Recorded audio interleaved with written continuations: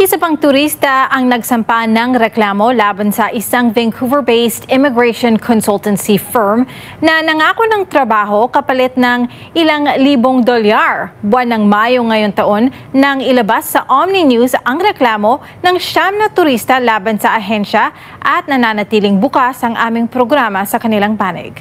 Ang report mula kay Rhea Santos. Sakto lang po yung pangalan nila, puro promise lang po talaga.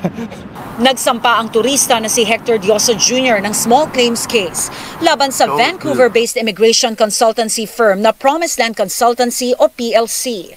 Nais niya sanang mabawi ang naibayad niya sa naturang ahensya kapalit ng ipinangakong trabaho at work permit. Na aniya, wala naman pala.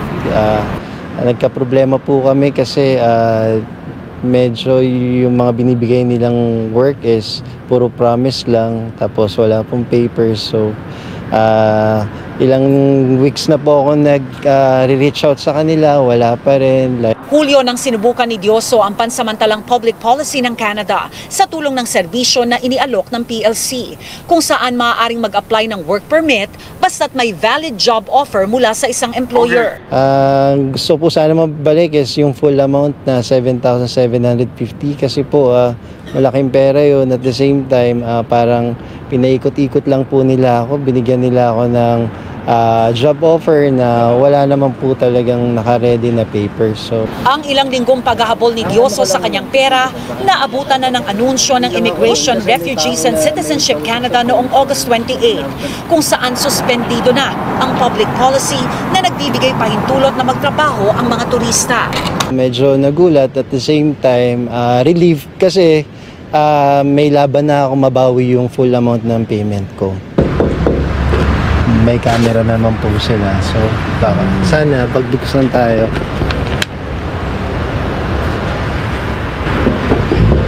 Bakit nagdesisyon ka nang pumunta dito? Kasi po hindi po sila nagre-reply sa email. At the same time, sa mga calls po, hindi rin po sila masyado hindi po nagre-reply talaga, lalo na sa email. Ayun, may tao. Hi. Hello, my name is Rhea Santos from Omni Television. We don't have an appointment, but he's been trying to secure an appointment. What's that? He's trying to secure an appointment and he hasn't heard from your CEO. So hinarap tayo nung I suppose isa sa mga tao nila, pero ang tanong sa atin, may appointment daw ba kami? Ang sabi ko, wala. So hindi sila makikipag-usap kung wala daw appointment. Ang hirap silang kausap, sobrang hirap. Pagka maniningil, mabilis. Pero pagkadating sa ganito, yung kakausapin mo sila, magre-reach out ka, mahirap na ma'am, sobra. September 4 sa Pilipinas, unang itinakda ng Department of Migrant Workers o DMW ang adjudication hearing kung saan pakikinggan sana ang panig ng PLC at ilang pang nagre-reklamo rito. Di nakarating ang magkabilang panig. Dahil nasa Canada pa ang mga nagre-reklamo, isang online hearing ang magaganap sa September 11. Parang ano yan parang conciliation pa lang yan. So aalamin kung ano yung mga yung sa part ng Promised Land, sa part ng complainants, titignan pa yan kung pwede pang mapagkasundo. So kung hindi po, wala pong mangyari sa ganon, magdedire-diretso na po yan sa kaso. Bagamat rehistradong kumpanya sa British Columbia, walang akreditasyon sa DMW bilang recruitment agency ang Promised Land Consultancy. Mayo ngayong taon, 9 na turista ang lumapit sa Migrant Workers Office sa Vancouver para ireklamo ang parehong ahensya. Umaasa si Dioso na di man mabalik ang kanyang pera, magsilbi itong babala sa lahat na mag-ingat. Yung mga tao po dito is full of hopes and dreams, so kawawa naman din po sila. Sinubukan muli naming humingi ng panig mula sa PLC ukol sa kaso ni Dioso, pero di pa sila tumutugon sa aming email. Rhea Santos, Omni News, Vancouver. Napakasarap ng araw mga kamama. Ayun, sinama ko si Mrs. tsaka si Jacob. Maglalakad-lakad kami. Hindi ko muna sinama yung dalawang alaga natin at may stiff neck ako. Tama narinig yung mga mama, may stiff neck si mama ko. Iniisip ko pag binitbit ko yung mga alaga ko, baka mas mamatake pa yung sakit nung sa ano ko, dito sa may bandang bato ko. Kaya pahinga muna sila. Mahirap na mga kamama. Tayo lang ang nagdadrive sa bahay. Baka may masobrahan. Kaya pahinga muna at pasensya muna sa mga alaga natin. Yun, nakakalungkot lang yung mga pag-uusapan na naman natin. Sobrang ano talaga, yung mga nangyayari lang talaga dito sa Canada ay nakakaano lang talaga. Siyempre nasasaktan tayo mga kamamaw dun sa mga nababalita natin, mga kapwa Pinoy natin. Paano na muna natin yung dalawa. At si Mrs. ay nahihiya sa camera.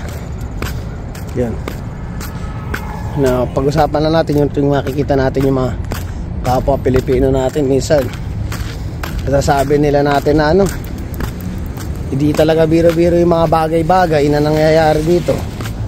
Like for example na lang yung kay Sir Hector Joso Jr. Ayan, biruin nyo mga kamamaw, nag-apply siya ng visa dito. Kasi tayo mga kamamaw, ako rin, di ba, yung mga plano rin tayo sa buhay na kukunin din natin yung mga kapatid natin, kung sino man yung mga kamag-anak natin sa Pinas, di ba?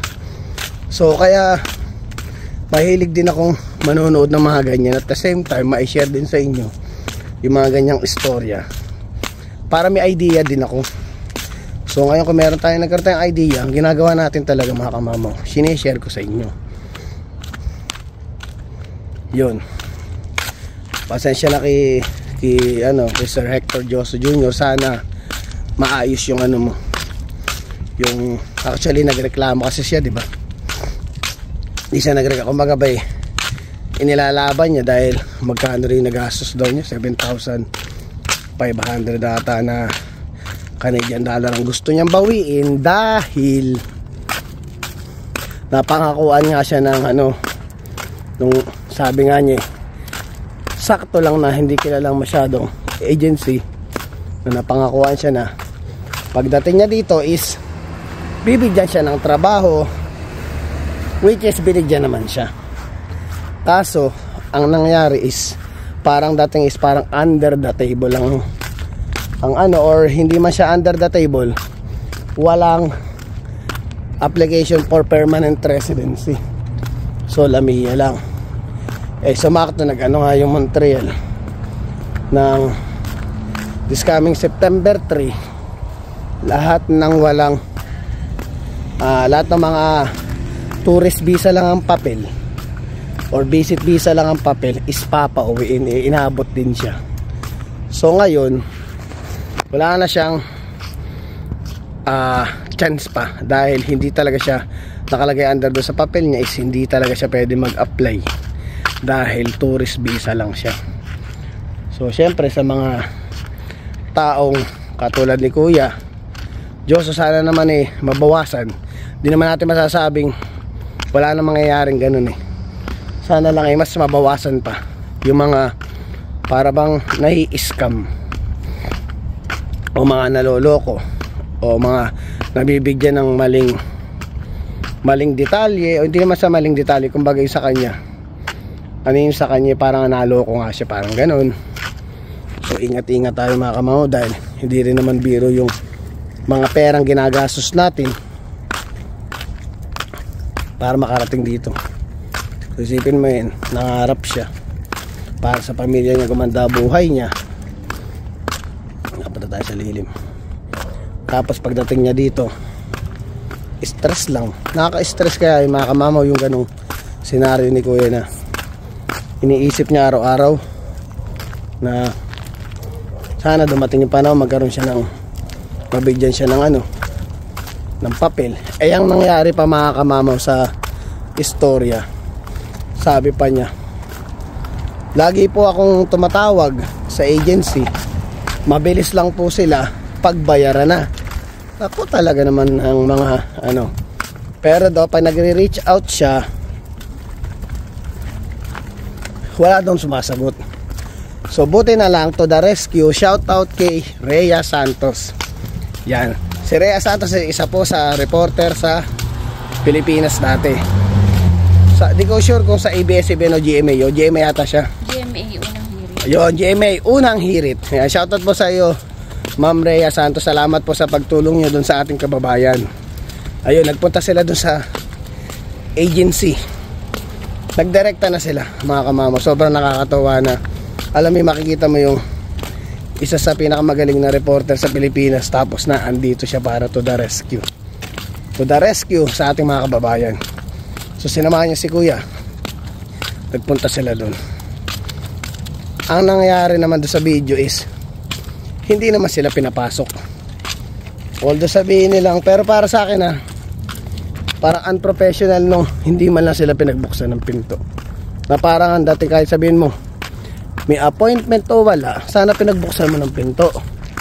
Siyempre part ng ano yun sa mga Pilipino kasi talagang parang kabastusan ng ang datingan ng ganun So siyempre nandito tayo sa Canada, wala tayong magawa, pero unmannered pa rin yung ginawa na hindi man lang pinagbuksan ng pinto o sabihin, buksan ng pinto tapos kausapin ng sandali, kung talagang hindi pwedeng walang appointment daw si Kuya, kaya bawal siyang kausapin or bawal tsaka na lang sana sinarado yung pinto, diba? Ganun na lang sana yung nangyari. Ayun, hindi kasi sila pinagbuksan.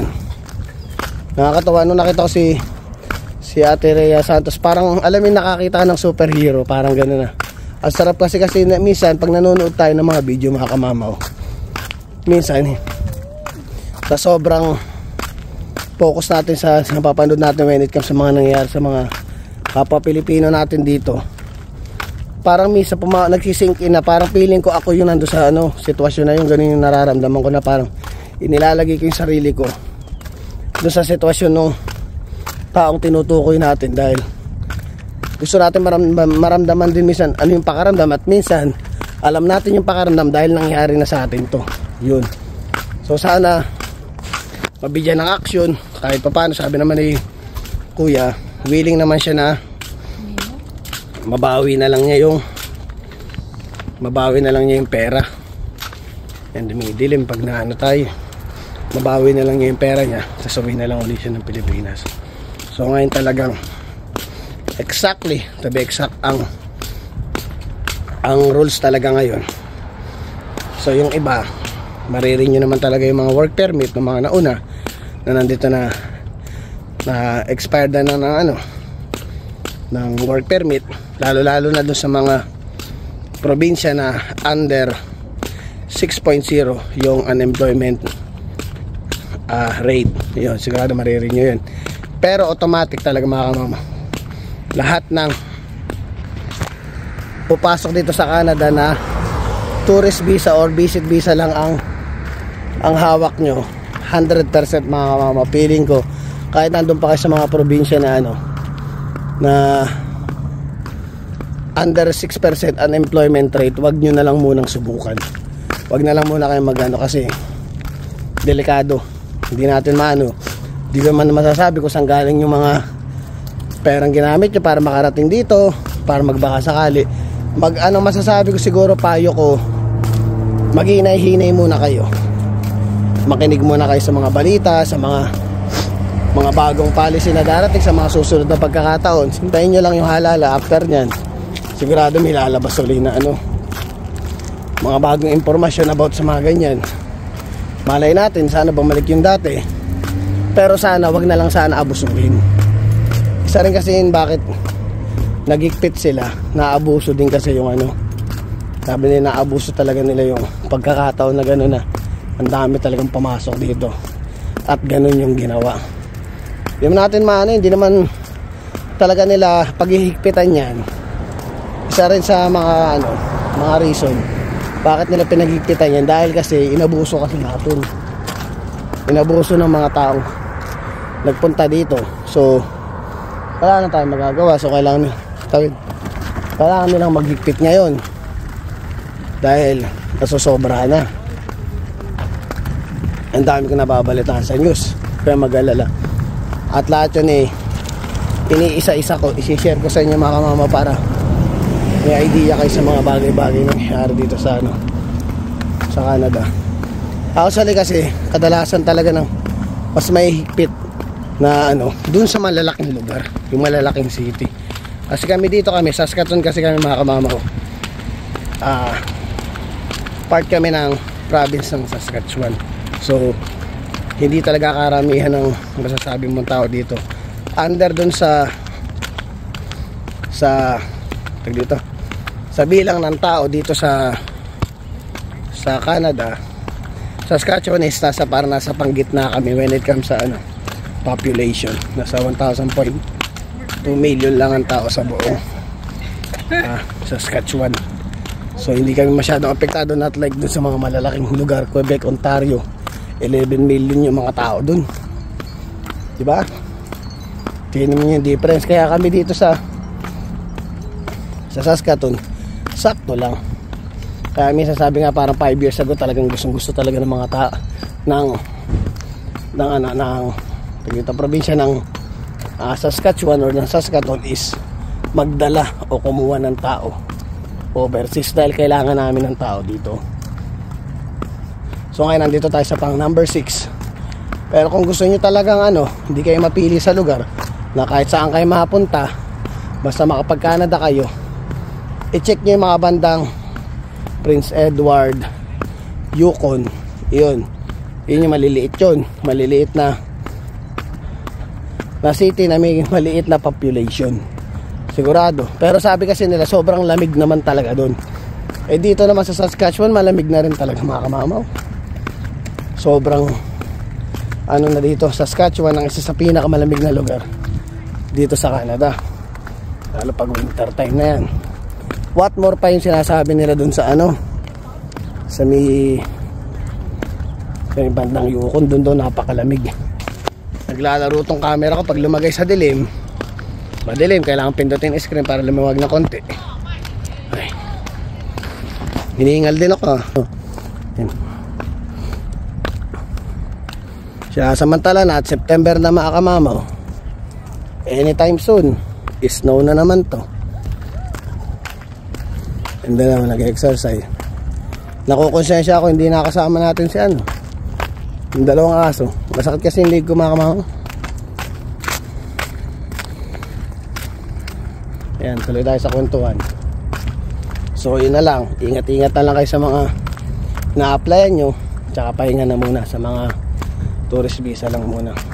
Pero dito kasi mga kamamaw, share ko na lang din ako, tidagdag natin sa kwento. Ang mabibilis talagang makakuha dito kung gusto talaga yung mga nakukuha sa Canada ng mabilisan na walang problema, yung mga anak at saka yung asawa ng principal. Yun, kaya ka ako pag may gusto kong kunin sa Pinas, automatic yan yung asawa ko kung nasa Pinas pa, yung mga anak ko, sandali lang yan. Anytime pag pinasa mo yung papel, okay na. Pero paalala din sa mga darating dito na alam mo may mga problema sa mga relasyon, dagdag ko na lang dito mga kamamawa, feeling ko malaking factor to, makakatulong din sa inyo. Yung sa mga single dyan na sabihin natin nagkakalabuan kayo ng mga jowa-jowaan nyo, mga ex-misis nyo, may anak kayo, pa nag-apply naman kayo ng permanent resident, make sure naka-declare yung mga anak nyo. I-declare nyo agad dyan, isasama nyo sa papel nyo. Dahil pag hindi nyo sinama right away nung time na mag-apply ka ng permanent residency, ang lalabas doon is parang single ka, wala kang anak sa Pinas. So mahihirapan ka nang i-apply in the future yung anak mo. Hindi mo masasabi ang sabi nga bilog ang mundo. So ngayon, para lang sa mga sa mga single na may mga anak na bandang huli, baka may magka-problema kayo in the future. Lalo yung mga anak niya pag kukunin nyo na, hindi, dadagdag ko na lang to, i-apply nyo, isama nyo sa papel nyo yung mga anak nyo agad. Magpakumbaba kayo kung sakaling may problema man kayo nung ex mo, ipaliwanag mo ng maayos tong sinasabi ko. Kung gusto nyo magkaroon ng magandang future yung mga anak nyo, na isasama ka mo sa papel, dahil pag naisipan nyo balang araw na gusto nyo palang isama ay hindi mo sinama sa permanent residency application nyo, wala na, mahihirapan kayo mga kamamaw.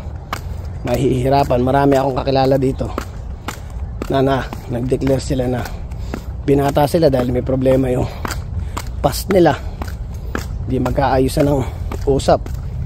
Ngayon, may malalaki na yung mga anak. Gusto na ng mga anak dito, hindi na makuha nung magulang. Kasi nga, hindi naman nakadeclare. Hindi dineclare nung tatay o nung nanay na may anak sila sa Pilipinas.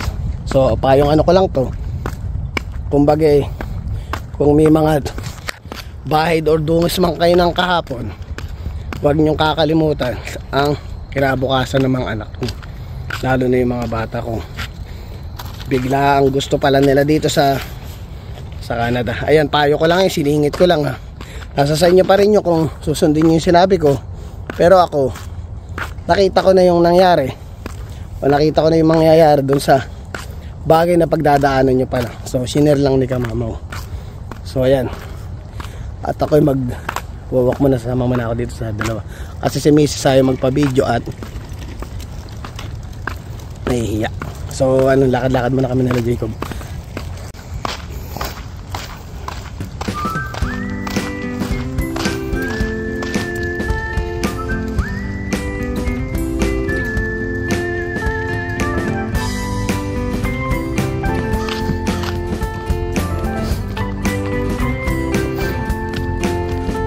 Ikaw ba si Michael Jordan? Nagdidila ka na naman eh. Michael Jordan.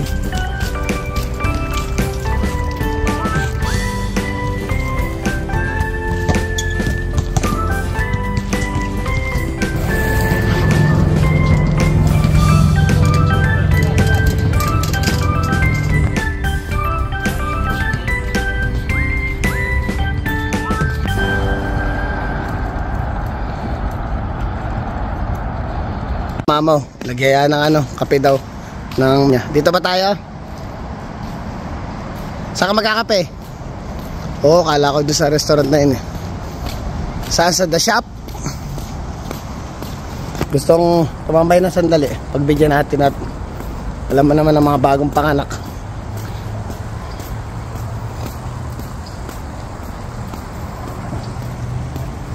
Maganda na rin tong downtown Saskatoon. Ayun, mga pangano rin na. Pag dito ko sa side na to, Canada ang datingan ng ang lugar. Ito yung pinakamagandang view dito sa Saskatoon.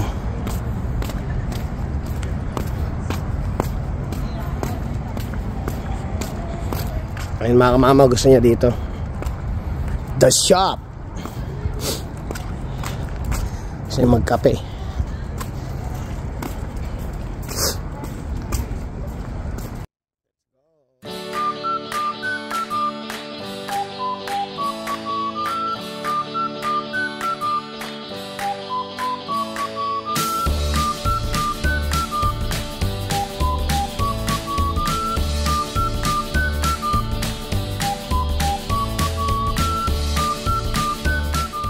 Lumabas muna ako. Ang lakas kasi ng sound sa sa loob.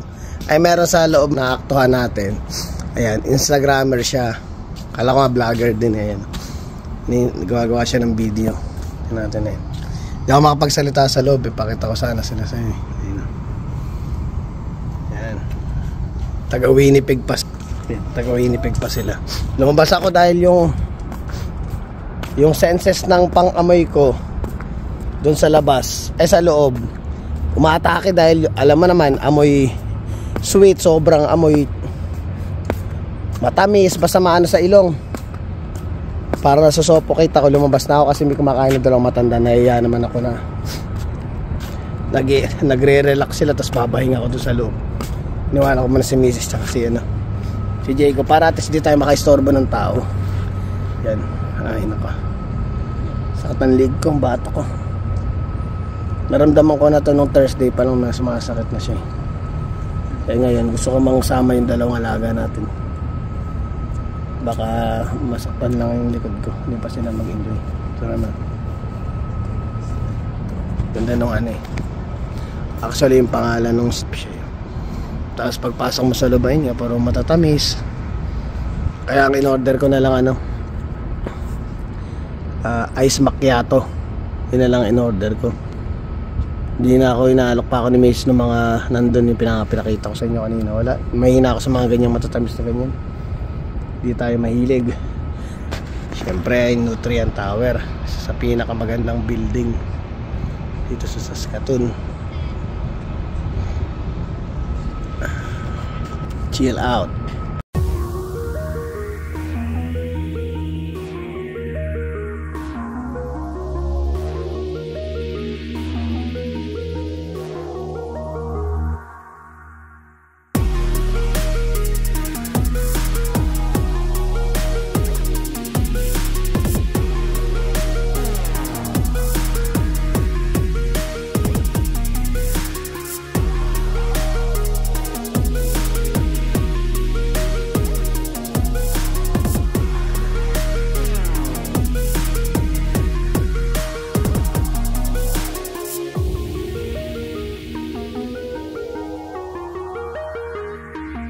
Mama, nakamaagang merienda tayo ngayon. So ngayon, pauwi na kami.